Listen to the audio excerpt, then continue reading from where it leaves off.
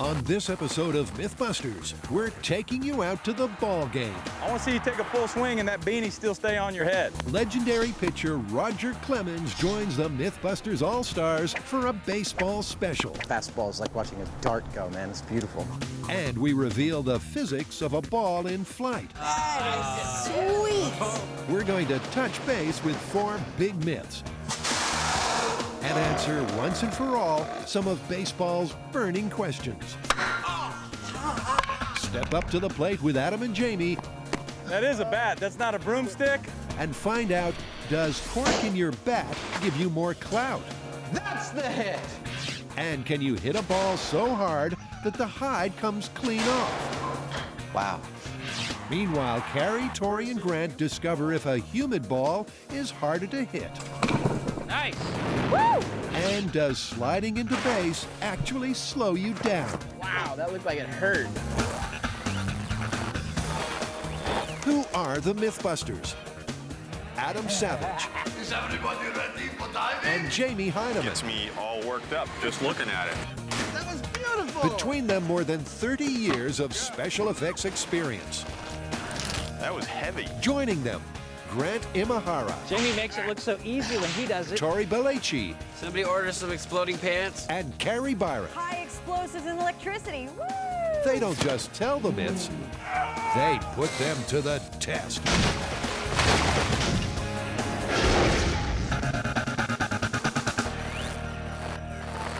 Nothing says America quite like baseball.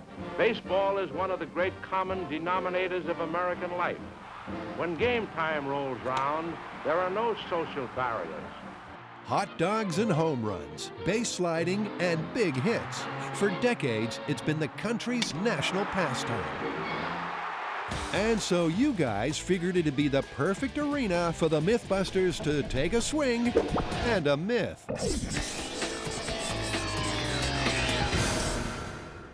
You guys like baseball? Are you kidding? I love going to the ball game. Well, so do our fans, and they have inundated us with baseball myths to bust. So what have we got? Can a corked bat hit a ball further? And what about whether sliding into base is quicker than running? How about the one, does a dry ball go farther than a humid ball? Exactly. And can you hit a baseball so hard, you knock the hide right off? Sweet. And we have got a real baseball legend to help us out. Who? None other than the Roger Clemens. Roger Clemens? How did we get him? Turns out the Rockets fan of the show. Well, let's play ball. That's right, it's the MythBusters and the MythBuster. He's one of the all-time baseball greats, pitcher Roger Clemens. In a career spanning more than 20 years, the man they call the Rocket has won a World Series and taken out the prestigious Cy Young Award an amazing 7 times. He also happens to be a big fan of MythBusters. And Jamie's stammering with excitement. I'm speechless to have the Roger Clemens here helping us deal with these baseball issues. Later in the show, we'll study the mojo of the throw and answer once and for all the age-old question. Can a baseball really slide and curve? Or is it just an optical illusion? I'm gonna try and give it my best out here so you can tell what this baseball actually does with these high-speed cameras. We'll return to Roger later. In the meantime, our first baseball myth's a real corker. Man, how great is it to have Roger Clemens helping us do baseball myths? Yep, can't wait to see him do his stuff. Well, our first myth is a total classic, the corked bat. What's a cork bat about? Here's the idea. You drill a hole in the end of a normal regulation Major League Baseball bat, you put some cork in there, you plug it back in with wood, and that bat is all of a sudden able to hit balls a lot farther. Is that legal in baseball? It's ever so slightly totally illegal. Huh. You bet it's illegal. In 2003, the baseball world was rocked when star slugger Sammy Sosa's bat split during a game, exposing a cork core. He claimed it was a practice bat he'd picked up by mistake. but Sosa was immediately ejected from the game and suspended for 7 matches.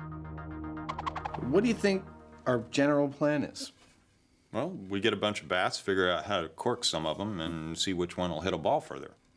I think we should remove the human element from this as much as we can. Let's make a machine that swings the bat at the exact same speed every time. Yeah, and while we're at it, we need to do the same sort of thing with the ball, only we can use a cannon instead of the swinging machine. You know what? I'm thinking that we've already built everything we need to test this myth for previous episodes. We don't need to go out anywhere. It's all right here in the shop. Yeah, a few modifications maybe, but they'll work. Excellent. Ladies and gentlemen, it's a MythBusters first. No blueprint diagrams, no time-consuming builds.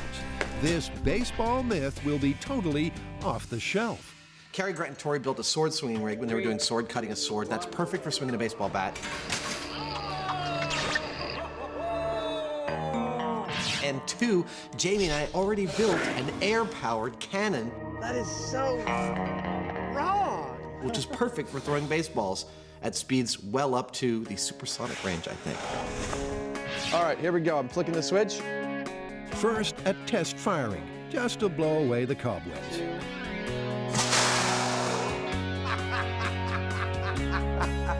That's a nice download, man. That is fast. Now, a Roger Clemens fastball fizzes towards the batter at between 90 and 100 miles per hour. There we go. But Adam and Jamie will go for a more average fastball speed, about 80 miles an hour. Let's just quickly try 7 psi. The air pressure required to do that is around 7.5 pounds per square inch. At 7.5 psi. here we go. 79 miles per hour. Close enough. Next, gotta get the batting rig into the swing of things. I'm going to swing this bat on high-speed camera, and we're going to measure how fast it is and calibrate this machine so it swings the bat just as fast.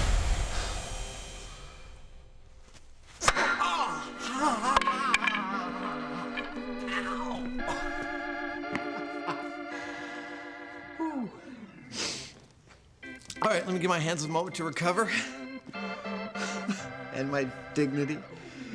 Take your time, buddy. We could watch this all day.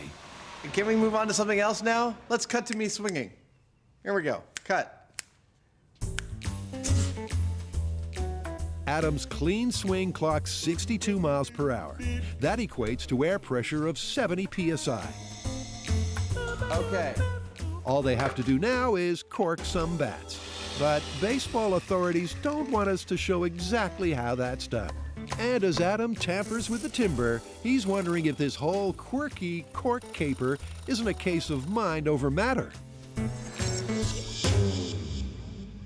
Since 1970, 6 major league hitters have been caught using a corked bat. Kind of makes you wonder if there's something to it. Well, the act of corking a bat does remove some weight, but if you want to swing with a lighter bat, there's nothing in the regulations that prevent you from just going and getting a lighter bat. Then why do it? Well, to a major league hitter, the psychological advantage may be huge. If you believe your bat has special power, you may be more likely to get that hit.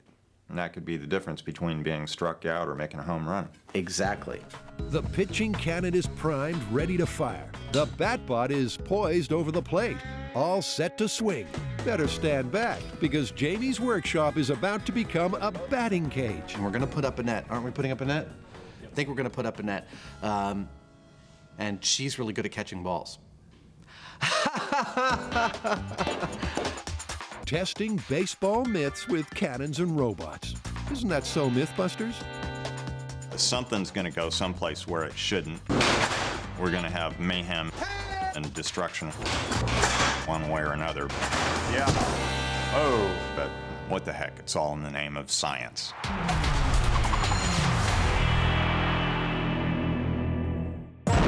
It's the MythBusters Baseball Special, and the next myth's hot off the fan site. I've got a really cool baseball myth. This one is all over the internet. All right, let's hear it. Well, the idea is if you keep your baseballs in a humidor, like the thing that you keep your cigars fresh with, that it makes it really hard to hit a home run with. Yeah, I saw this one on our website. And according to the fans, at one stadium in particular, once they started keeping their balls in a humidor, the number of home runs went down dramatically. For years, the Colorado Rockies' home ground in Denver had the highest home run rate in the majors. But since they started storing baseballs in a humidor, the run rate has dried up. Is there a link? Well, to test this myth, I think first off, we're going to need to build a humidor and stick some baseballs in it. You know what we should also do is dry out a set of baseballs so that way we have something to compare to. So before we go to the park and start hitting balls around, I think what we should do is set up a small-scale experiment in our shop. We'll drop both the dry balls and the humid balls from the same height and see which bounces higher. It's a good idea. Grant's plan. A vacuum pump holds the balls at a certain height, then drops them one by one in front of a scale. So one important thing about this myth is that we drop the balls exactly the same way every time. So we're going to be very careful about how we attach the ball to the cup, making sure to line up the stitching the exact same way. And that way we can remove some of the variables from this experiment. So, we'll have our humidified and dry balls hanging from the ceiling. And then when we want to drop, there you go. Out in the car park, the guys set up to get the drop on this baseball myth. You're going to be dropping from a height of 125 inches. So it's like 10.5 feet.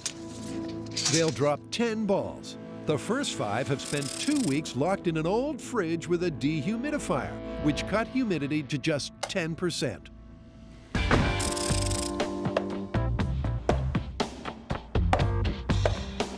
Some good bouncing. Yeah. These are all about 110 centimeters. Ball 5. Thank you. There's no ball 5? Not in baseball, there's no ball 5. But on MythBusters. Wow. The high-speed camera shows the dry balls bounced an average height of 106 centimeters. That's pretty consistent. Great. Let's move on to the humid balls. The other 5 balls spent the same time in a makeshift humidor. Carrie put a block of waterlogged foam in a perforated plastic container and then put that and the balls in a cooler. As the water evaporated, vapor escaped through the holes, Seal this up. raising the humidity inside the cooler to a damp 90%. Humid ball number 1. Feel that. Just from touching it, you can tell that it's softer. Can this batch scale the same dizzy heights as the dry balls? Oh. Wow. All right. After soaking up the atmosphere in Carrie's cooler, it seems the humid balls just can't bounce back. The average height of a humid ball bounce is 91 centimeters, as opposed to 106 centimeters for the dry balls. That's a difference of 14%.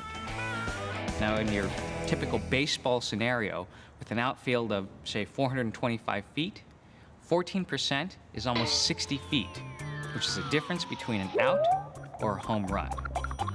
That was really amazing. I think it definitely warrants further investigation. Yeah, I say we get out to the baseball field and start hitting these balls and see which ones go farther.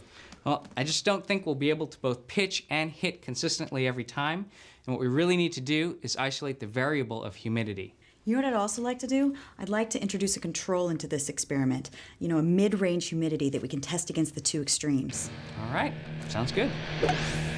Now, Adam and Jamie have already got the batting machine and the pitching cannon tied up, trying to crack the case of the corked bat. So, Grant's gone one better and designed a robot that bats and pitches.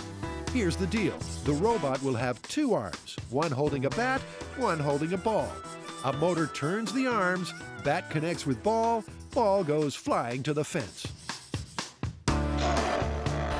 It's going to be geared for raw power. Is this our gear? Yeah, Dude, it looks like a saw blade.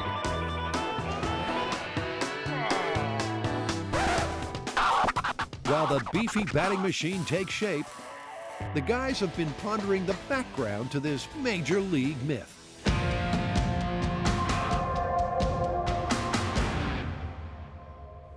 So, how did the Rockies come up with the idea for keeping their baseballs in humidors? It's all about altitude. Denver's about a mile above sea level, and their stadium is the highest in the major leagues. At that altitude, the air is drier. Well, that makes sense. I mean, drier air is going to give you drier baseballs. And as the balls dry out, they get harder, which theoretically means they'll travel further when they're hit. You know, one other thing about the altitude is at that height, the air pressure is going to be a lot lower, which will allow the baseballs to travel farther. Precisely. Back in the dugout, Torrey's got a bat in place. A clamp has a pincer grip on the ball. And it's out of here! So I've got my motor. It's mounted to a beefy plate on the machine. It's wired up to the speed control. That goes to a safety switch, which has this key. And that goes to a bank of batteries. And I'm ready to fire it up for the first time. The robot batter's wired up. Grant gives it the juice. 3, 2, 1.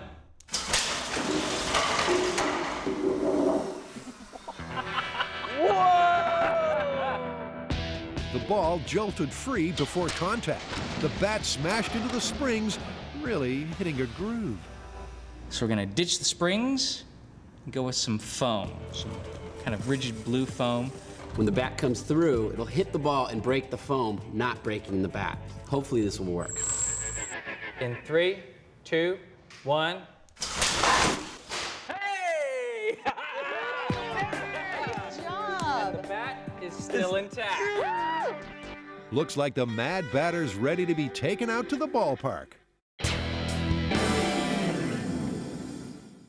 On the MythBusters baseball special, Carrie, Torrey, and Grant have been bouncing around the myth that a humid baseball is harder to hit out of the park. All right. But before they go to the park, the team first wants to know what our guest star, baseball legend Roger Clemens, thinks of this tall tale. So, Roger, I've heard something about the air in Denver that is, I guess it's drier. There's something about humid balls and baseball pitching. Tell me about it. All I know and have heard is that the Colorado Rockies have a humidor that they store quite a few baseballs in for that reason. And I have pitched in Colorado, and it is difficult to make the ball, get your normal movement out of your breaking ball pitches. Really? A humid ball might be harder to pitch, but is it also harder to hit? Torrey, Carrie, and Grant are off to get some ballpark figures. Here we are in beautiful San Jose, and look at the crowd. Ladies and gentlemen, get ready, because you are about to witness dry balls versus humid balls. This is how we're going to do it. We're going to use our robot batting machine, and we are going to hit 30 dry balls and 30 humid balls. And whichever goes farther takes it all home. It's wood all the way in the big league, but in this case, an aluminum bat might better cope with the rigors of the rig. We've got 3 sets of balls. Humid balls at 90%, dry balls at 10%, finally a control group at about 50%. Now our baseball hitting robot is situated right on home plate. It's gonna hit balls into the outfield. Torrey and Carrie will be out there with different colored flags, one for each type of ball, and they'll mark the point where the ball first hits the ground. In their small-scale test, the humid balls had 14% less bounce. Will that result be replicated in the real world? Now, the robot worked okay in the shop, but you guys know only too well how things go on this show. It's a brand new, intricate rig with high-speed moving parts. Seriously, what are the chances of it working first time? Okay, first we have the control at 50% humidity with the aluminum bat. 3, 2, 1. Nice!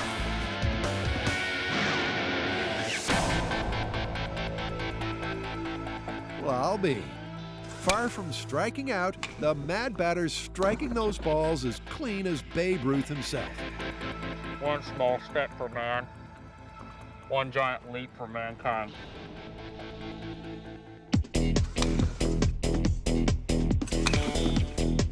I'm really happy with the rig. So chic.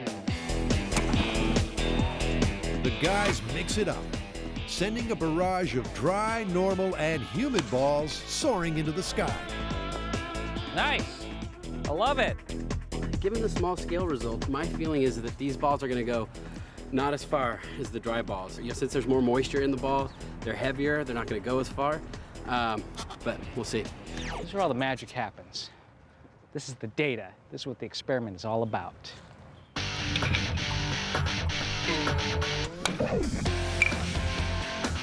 With no wind to affect the flight of the ball, test conditions are perfect. And already, Grant can see a pattern developing. Yellow flags, which are the most humid balls, are closer to home plate. The control balls, which are pink, are a little bit further out. And out here in the outfield, the dry balls, which are the red flags, are the furthest out.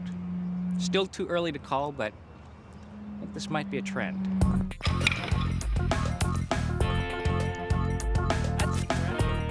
That's good. They're starting to group together. Like some medieval war machine, the rig keeps kissing leather till the ammo runs out. There's definitely a pool of yellow, pink, and red flags. That means that the humid balls didn't go as far. Then comes the control at 50% humidity, and the furthest with a 10% humidity, dry balls all the way at the outer edge. And that totally agrees with our small scale tests. Yeah, it's a spread of plus or minus 15 feet. You know, I think there's some truth to this myth, because there's definitely a pattern where the dry balls were going farther than the humid balls. It's funny how such a small thing can make such a huge difference on the game. Yep, there are so many variables in baseball, I think it would be hard to attribute a decrease in home runs to just humidity. You know what's weird, though? Starting this season, Major League Baseball teams are keeping their balls in humidors. Well, that settles it for me. This is definitely plausible. Plausible. Plausible.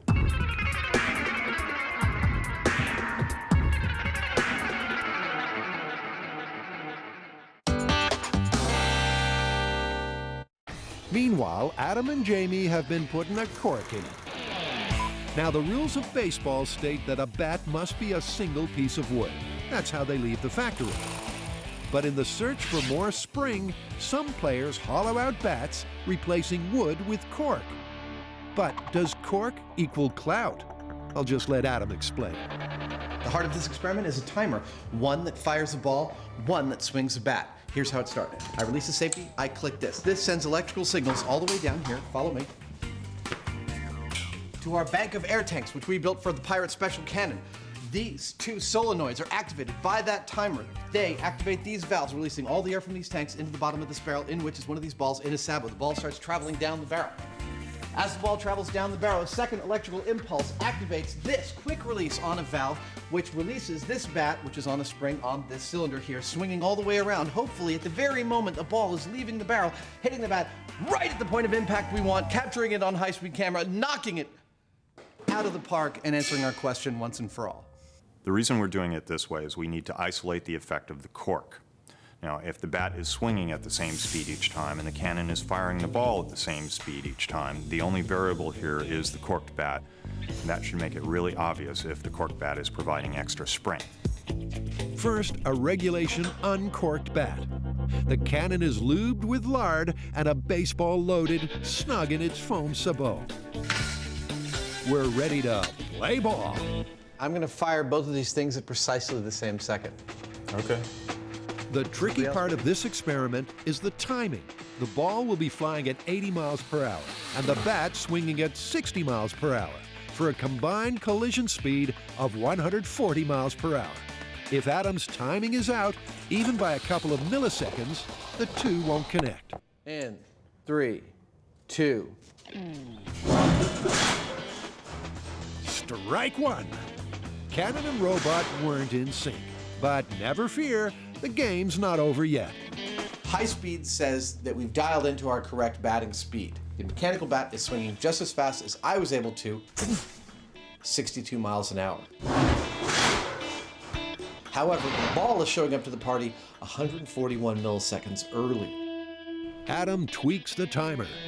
I've delayed the ball by 141 milliseconds. Everybody ready? In 5, 4, 3.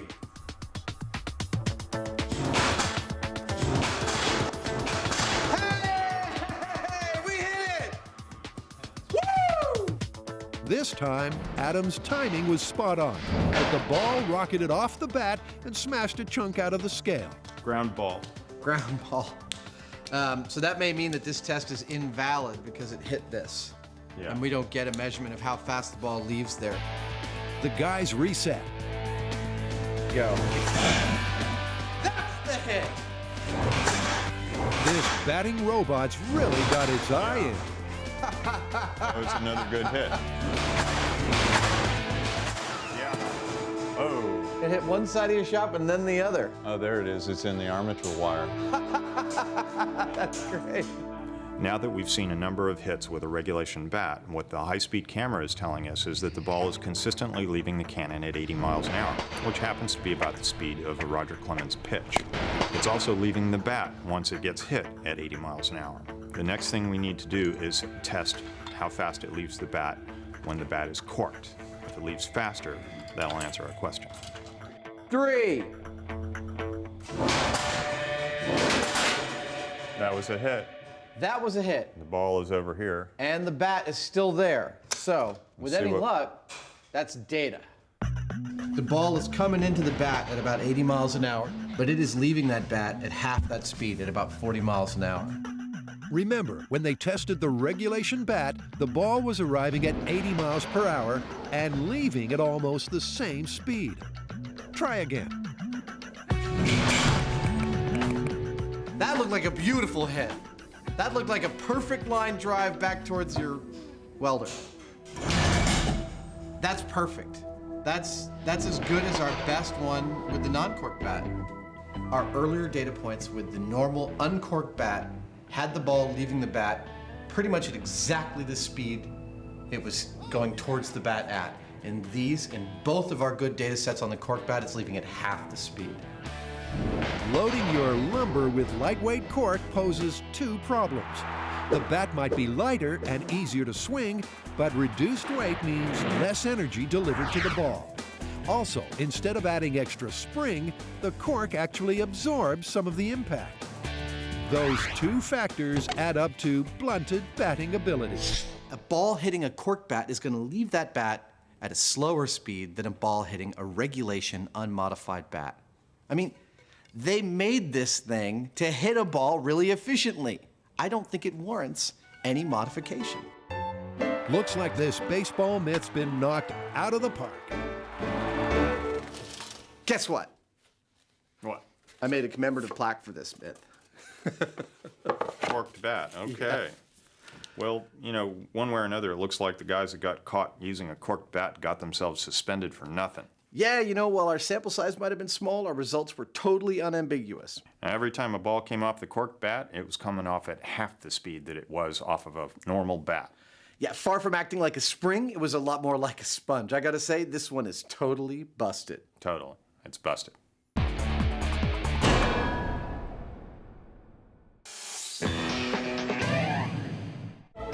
On this MythBusters baseball special, it's time for Rocket Roger Clemens to step up to the plate.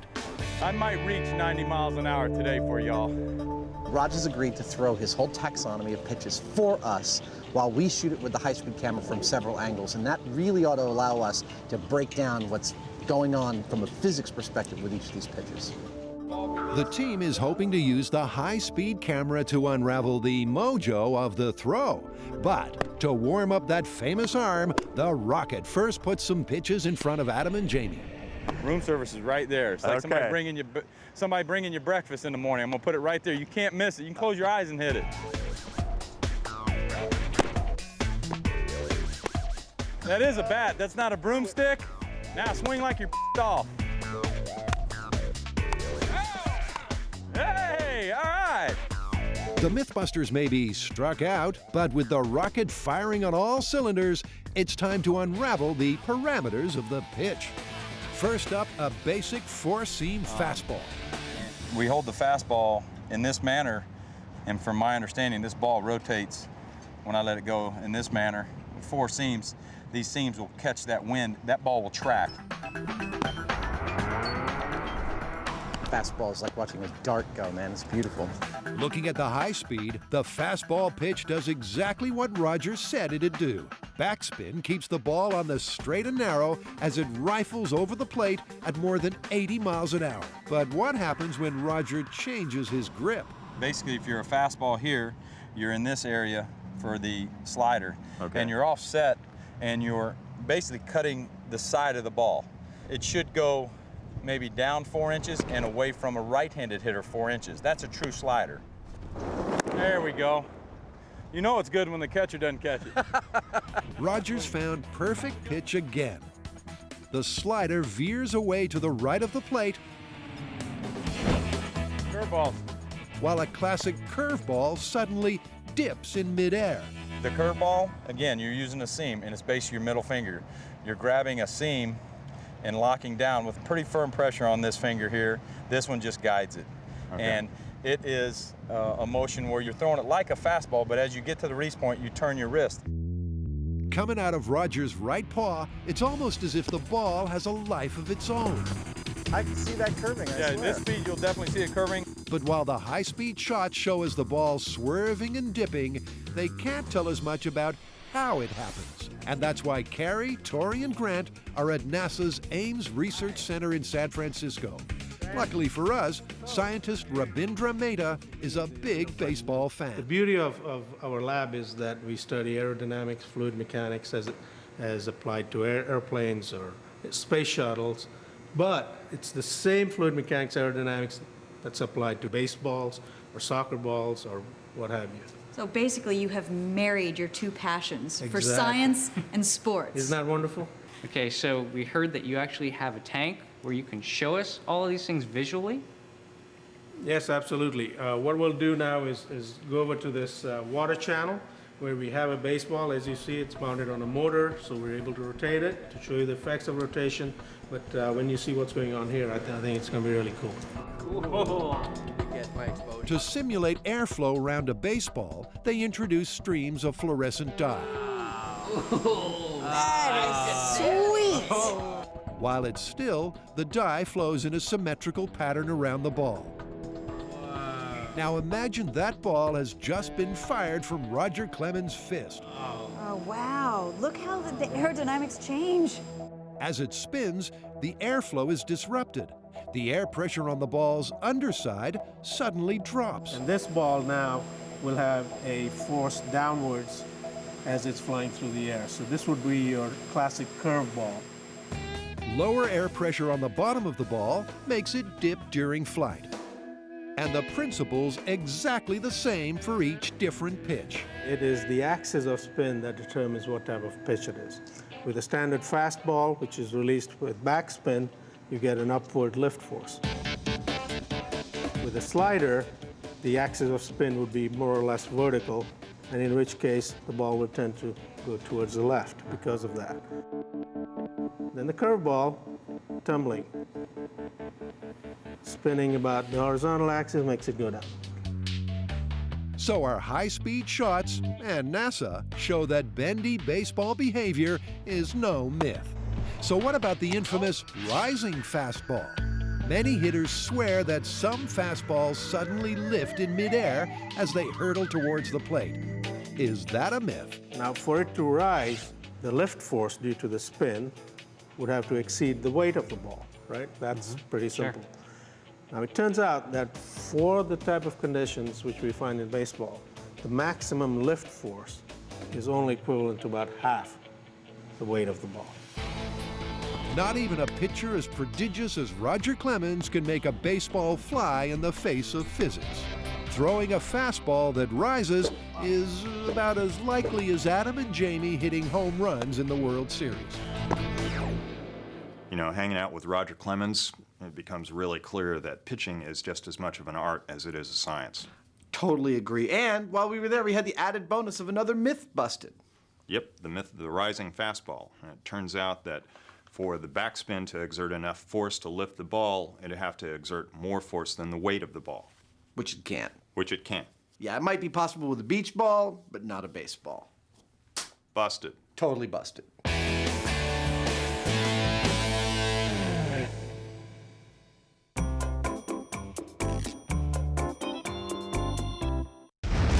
On this baseball special, it's time to get down and dirty as the MythBusters All-Stars take a long run-up at the slide. All right, this baseball myth is all about the slide. The what? Do you watch any sporting events? Yeah, robot combat. It's a sport. Right. Well, you know in baseball when you see a guy run to the base and he slides into it? Oh yes, I have seen that. But wouldn't it be faster just to run? Well, that's the myth. A lot of people think that on bases that you can't overrun, that it's faster to slide into them. All right. Sounds like that's worth testing. Yeah. The slide is part and parcel of baseball. In trying to beat the tag and hit the bag, a runner sends the kitty litter flying. But when a player hits the dirt, is the friction costing him precious time? Would it be faster to stay on 2 feet? Okay, so how are we gonna test this? This one's simple. We just run at the base and then we slide into the base and see which one's faster. I got the perfect thing to time that. It's accurate down to the millisecond. I can start it when we leave one base and stop it when we tag the next. Cool. I think we should also throw in the dive, and that's when you lunge at the base face forward and see if that one's any faster. All right. Let's ask Jamie and see if he wants to play. Our sporting gurus head on out to the University of Pacific's Stockton campus. Gee, they really look the part, don't they? There's just one teensy problem. None of our All-Stars can slide. But never fear, Uni head coach Ed Sprague has agreed to take on these raw recruits. All right, I'm going to teach you on the grass so we can minimize the injuries we might have today by the end of the day. All right? So you're planning on some injuries? There could be some blood. Ed spent 11 years in the major leagues, playing for 6 different teams, and is famous for hitting the winning home run in Game 2 of the 1992 World Series. But now he's really got his work cut out for him. You want to try to take the brunt of the slide on the outside of your shin here, all right? And then on our butt. We don't want to jam our knee into the ground, and we don't want to get our feet way in the air. Now, as we know, MythBusters often fly by the seat of their pants. So you might think they'd be naturals at this. Oh! Get the hands up. Yeah. But you'd be wrong. I can make a robot to do it. In order to test this myth, we're gonna have to be able to slide correctly. So I say we give it a few more minutes, maybe a few more hours till we get it down right. Once we get the slide down right, then we can start testing this myth. Eventually, the guys' slides start to look more technique and less train wreck. All right, well, I think you guys have shown enough improvement that we're going to move on to the the dirt over here. Blood alley, huh? It's time to get Grant's timing rig up to speed. So the timer is going to have millisecond resolution. There's one switch to start the sequence. And what you'll do is have your foot on this, and the second you leave, it'll start the timer. There'll be a second switch here that goes to a latching relay, and this is going to be on the bag. So when you come up and hit the bag, and it'll freeze the timer wherever it is. Predictions?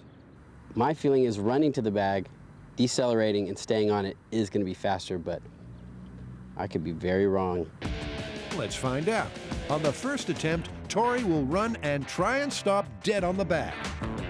Ready when you are.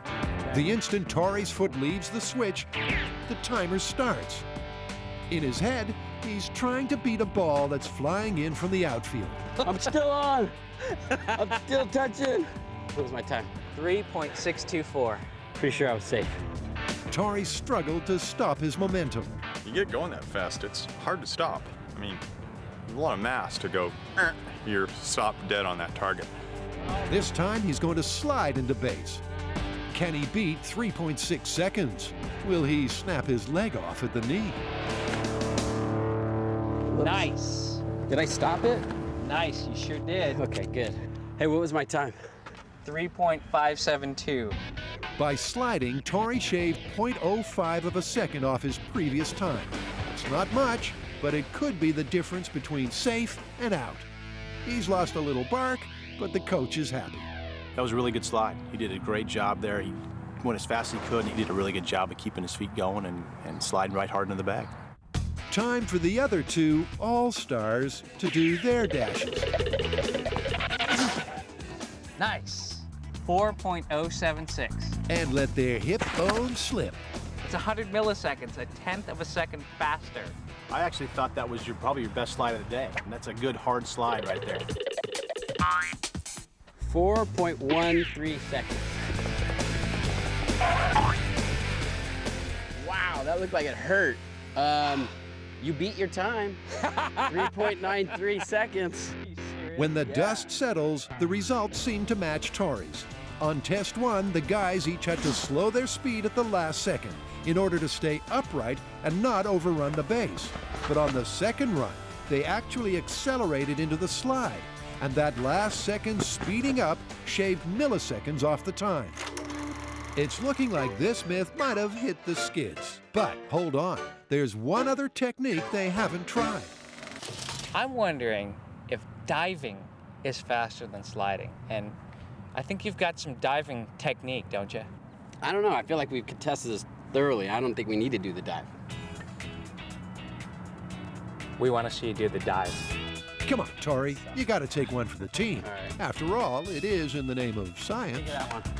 This is your last one, so you might as well leave it all on the field. I love your attitude. Even leave it all on the field. My blood, my teeth, maybe some bones. Tori digs deep and eats dirt. Where's my time? 3.626. Sad to say. Wow. Slower than the slide, slower than the run. And more painful. All right. Look at that. Yeah! Oh, dang! You know, this myth is looking confirmed. It looks like it is faster to slide into a bag than it is to slow down and stop on it. That's what all the data says. Yep, the numbers don't lie. So, myth confirmed, huh? Confirmed. Confirmed.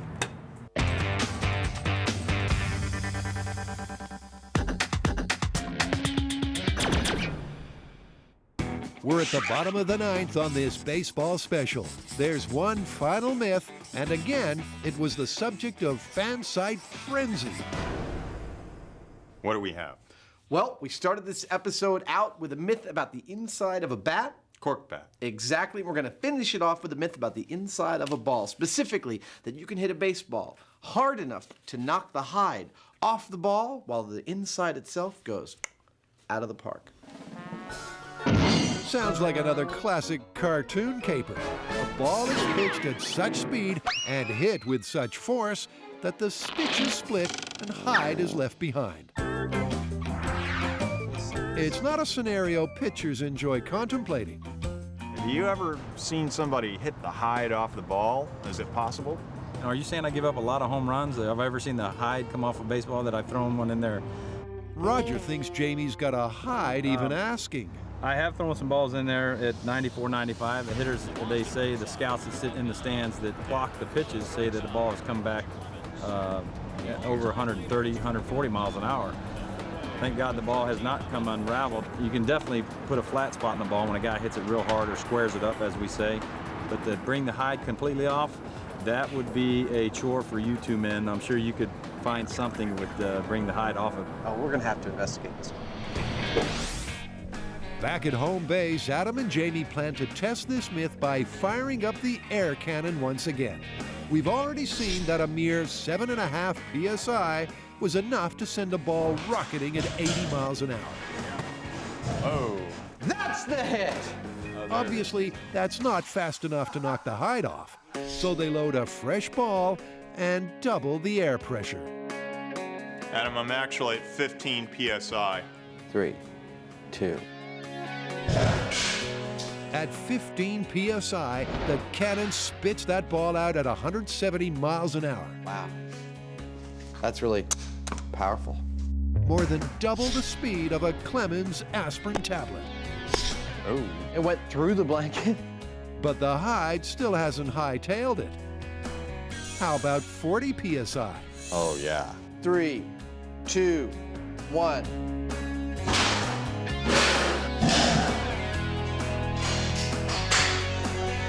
The ball cannoned into the static bat at 200 miles per hour, almost twice as fast as the quickest major league pitch ever recorded.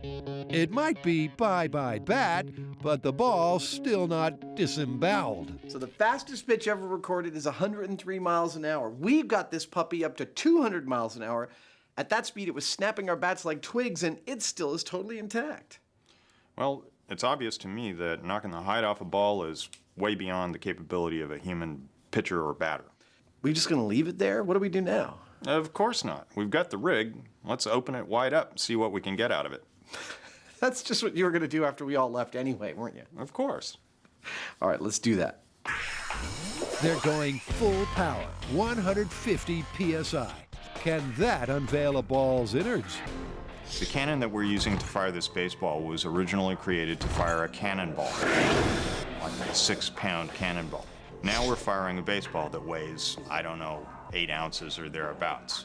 So there's every possibility that this ball could get up into, hundreds and hundreds of miles per hour. Given what happened last time, there's no point putting a bat in front of that. That's close enough. Instead, Jamie lays a length of aluminum pipe in the ball's path. This is extremely dangerous, but I want to see what this puppy can do. The rig is pressurized to 150 PSI, almost 4 times the air pressure used in the last test. We're locked and loaded. It's time to take cover. You can man the switch. Everybody back here. Everybody in the bag.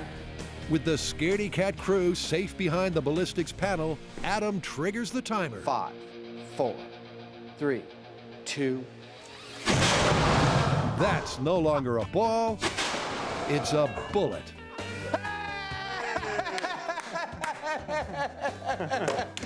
Yeah! That is beautiful! You knocked the skin off the ball. This is actually what it would take to do that myth. Right. Absolutely. I want to find the hide. Okay.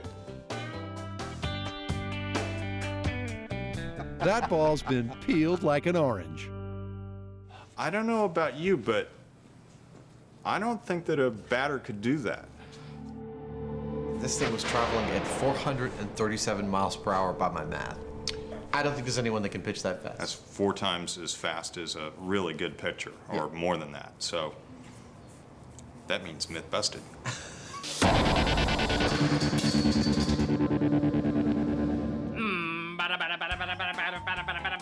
Swing batter! Dude, that was so much fun. Yeah, how was it working with Roger Clemens? It was unbelievable. All right, well, let's tally up the final score.